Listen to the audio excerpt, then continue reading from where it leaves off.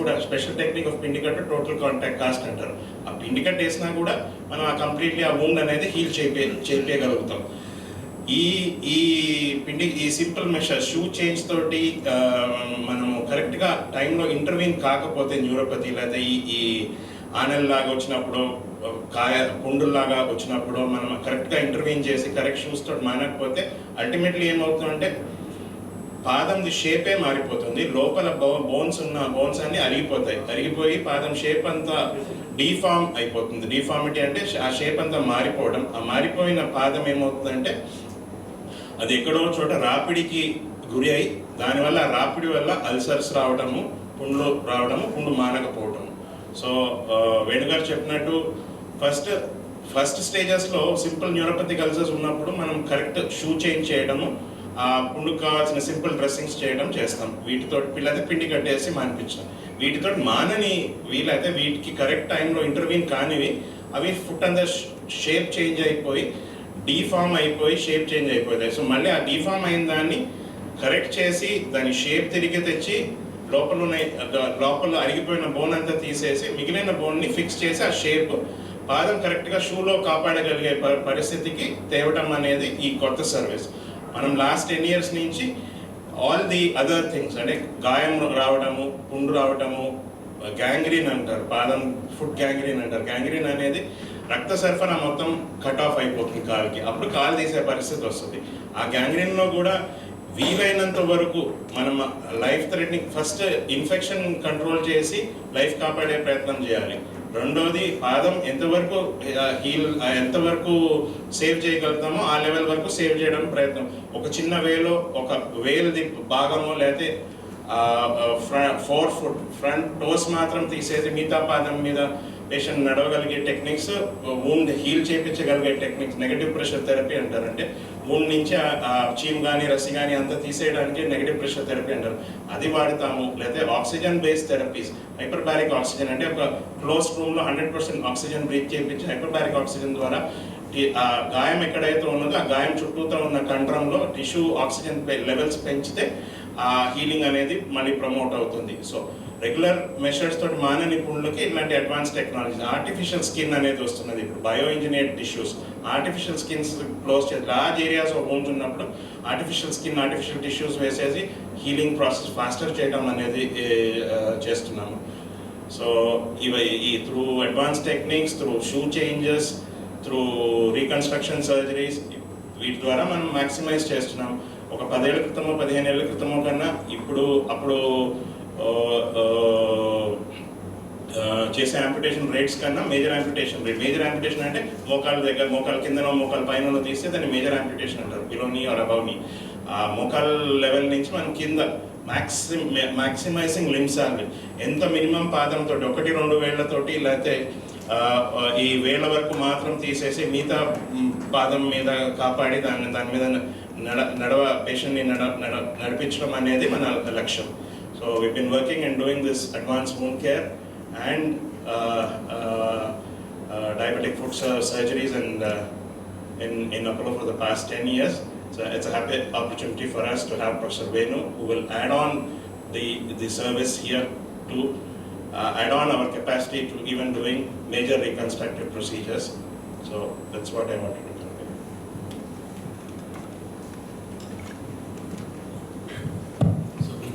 You have any questions, the doctors will answer the questions.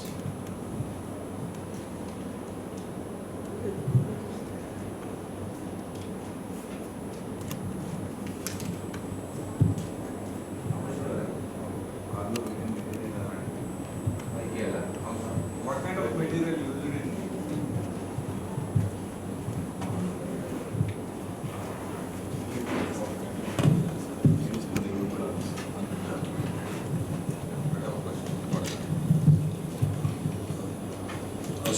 Yes. What kind of material you use in transporting these bones?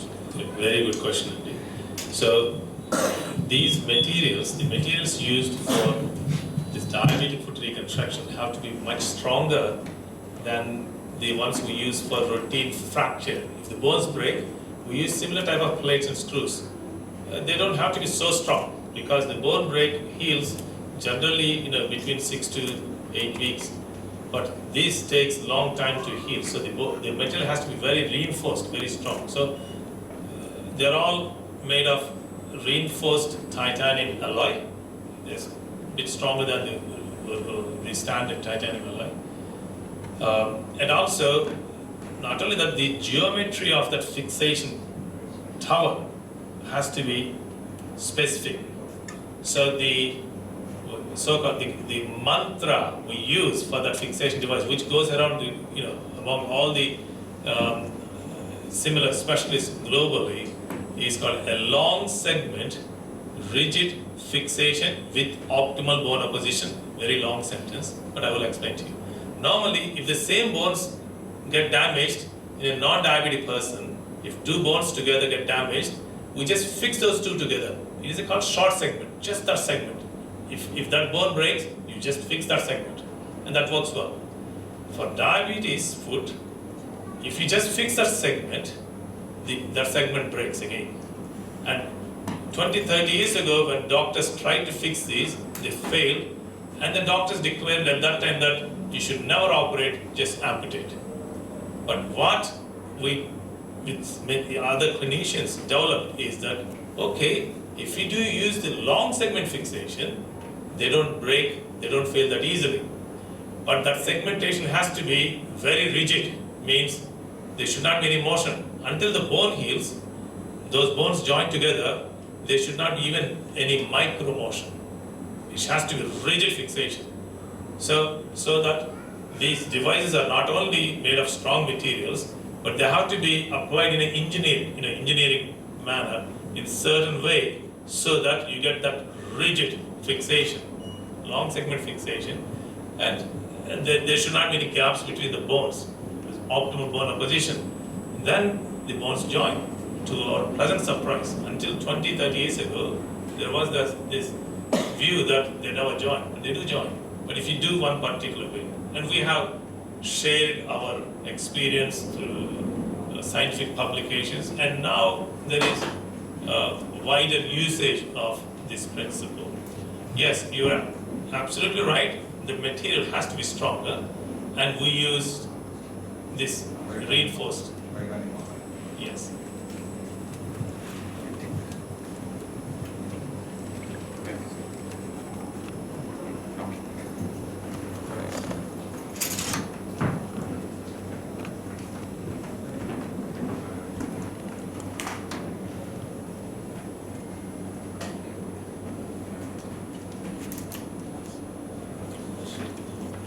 కొంచెం extra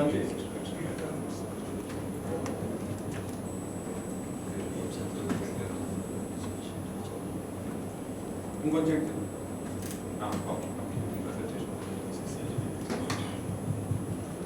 patient పేరు సుబ్బారావు గారు.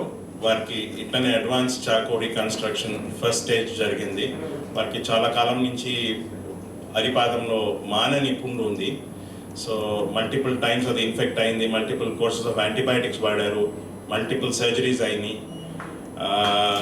Almost ఒక 8-10 years పైన నుంచే వారికి sugar కూడా ఉంది. సో ఆయనకి ఆ ఇన్ఫెక్టెడ్ చెడిపోయిన బోన్ అంతా క్లీన్ చేసేసి మిగతా రెమినెంట్ బోన్ మనం ఫిక్సేషన్, లాంగ్ సెగ్మెంట్ ఫిక్సేషన్కి ప్లాన్ చేసి ఉన్నాము. వేణుగారు వారికి చేసిన సర్జరీ గురించి కపుల్ ఆఫ్ థింగ్స్ చెప్తారు. ఆ తర్వాత సుబ్బారావు గారు వారు అనుభవించిన ప్రాబ్లంకి దానికి మనం ఇచ్చిన సొల్యూషన్ గురించి కూడా మాట్లాడతారు.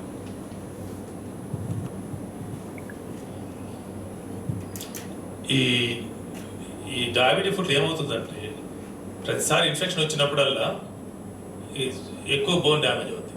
మళ్ళీ ఇన్ఫెక్షన్ వస్తుంది, మళ్ళీ పక్కన ఇంకెక్కువ బోన్ డ్యామేజ్ అవుతుంది, మళ్ళీ ఇన్ఫెక్షన్ వస్తుంది. అలా ఎన్నిసార్లు ఇన్ఫెక్షన్ వస్తే అంత ఎక్కువ బోన్ డ్యామేజ్ అవుతుంది. ఆ డ్యామేజ్ అయిన బోన్లో ఇన్ఫెక్షన్ దాగి ఉంటుంది. అది అప్పుడప్పుడు మళ్ళా వేకప్ అయి వస్తుంటుంది. అందువల్ల డయాబెటిక్ ఫుట్ ఉన్న వాళ్ళకి కొన్ని నెలలకి కొన్ని సంవత్సరాలకి మళ్ళీ ఇన్ఫెక్షన్ వస్తూ ఉంటాయి, మళ్ళీ అల్సర్లు వస్తూ ఉంటాయి.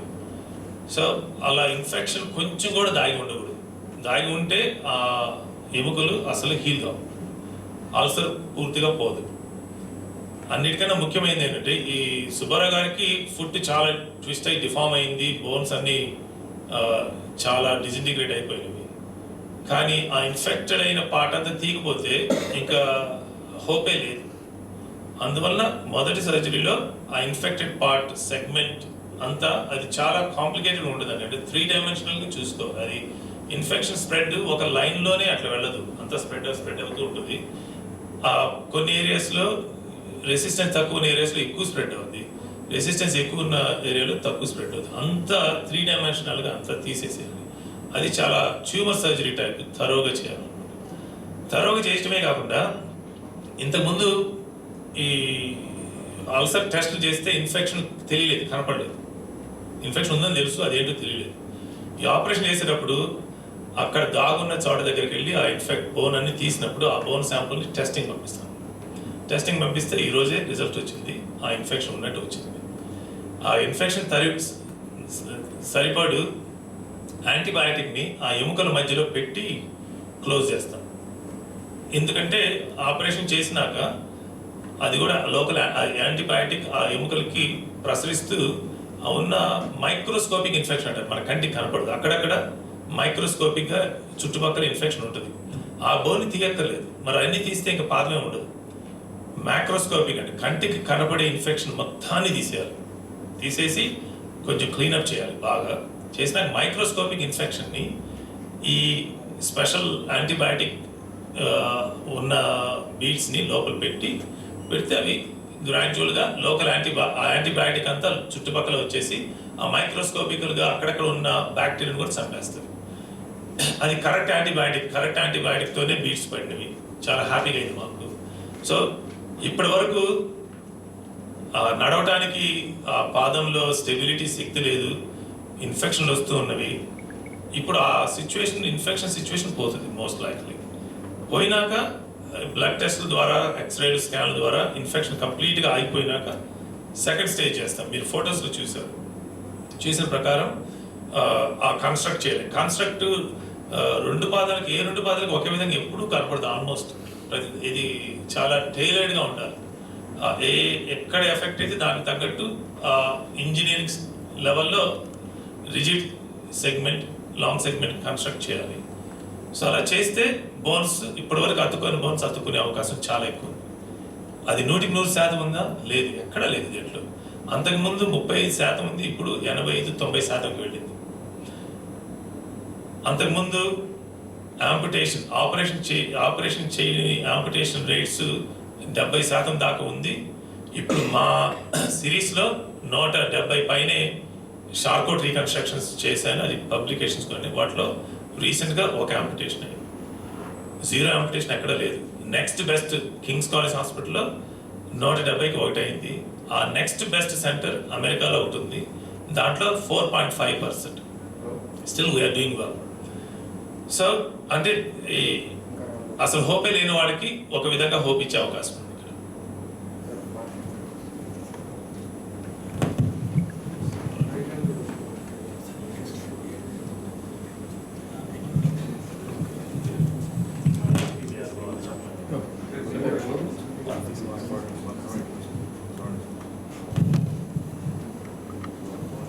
Good evening everyone.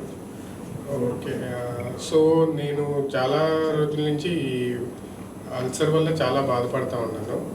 సో అంటే నాకు వెరీ రీసెంట్లీ తెలిసింది, అంటే 2.5 years బ్యాకే తెలిసిందికి నాకు షుగర్ అండ్ డయాబెటిక్ అని. సో ఫస్ట్ నేను అపోలో హాస్పిటల్ హైదరాబాద్లో వేరే ఫ్రెండ్ ద్వారా మిస్టర్ షేక్ మిర్జా అని జనరల్ ఫిజిషియన్ని కలిస్తే ఈ స్టార్టెడ్ ట్రీటింగ్ ఇట్. తర్వాత ఏమైందంటే అది చాలా వర్స్ అయింది. తర్వాత మిస్టర్ శ్రీధరన్ అని సర్జరీ చేశారు అక్కడే హైదరాబాద్లో. డెబ్రిమెంట్ ఇంకా గ్రాఫ్టింగ్ జరిగింది. బట్ అంటే డ్యూ టు నా ల్యాక్ తెలియదు కానీ that did not fix it అనమాట. సో అల్సర్ అలాగే పెరుగుతూ ఉంటే మళ్ళీ ఒకసారి నేను సార్ని కలిస్తే సార్ నాకు it's better to consult the best podiatric doctor అని సార్ శ్రీనివాస్ గారి పేరు రెఫర్ చేశారు. సో నేను అపాయింట్మెంట్ తీసుకొని సార్ని కలిసాను. సార్ని కలిసిన తర్వాత sir started treatment and sir one day suggested that mister doctor Venu garu is visiting in the month of April. So మనం సార్కి చూపిద్దాం, sir is best in this అని చెప్పిన తర్వాత వీ హ్యావ్ స్టార్టెడ్ ట్రీట్మెంట్ కంటిన్యూగా చేసిన తర్వాత సార్ వచ్చిన తర్వాత సార్ ఫిబ్రవరిలో నన్ను ఇక్కడికి విజిట్ చేసినప్పుడు నాకు చూశారు and he has gone through all the city reports and everything and he told that will go for the 2-stage foot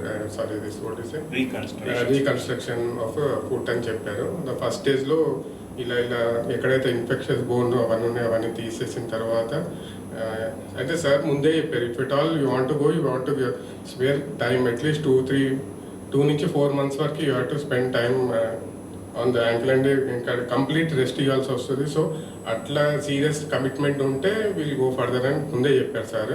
so I side okay అని చెప్పాను. సో ఫైనల్ దే మొన్న సార్ చేశారు ఫస్ట్ స్టేజ్. నేనైతే చాలా happy, 100% satisfied with the first stage surgery and hoping for the second to be also. Second to happen soon. Now I am very much happy with the way the foot looks after surgery.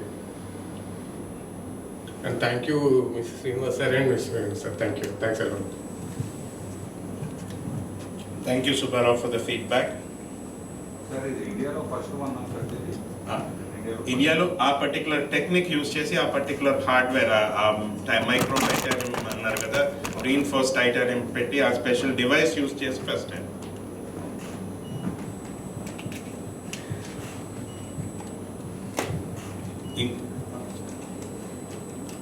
ఇంకొక patient ఉన్నారు మనం ఈ week operate చేసిన patient, Malakondaiah గారని గుంటూరు నుంచి వచ్చారు. వారి daughter actually coincidentally యుఎస్లో ఉంటారు. She has dropped down because of the major surgery for her father. She'll also try to tell you what she has gone through a multidisciplinary team.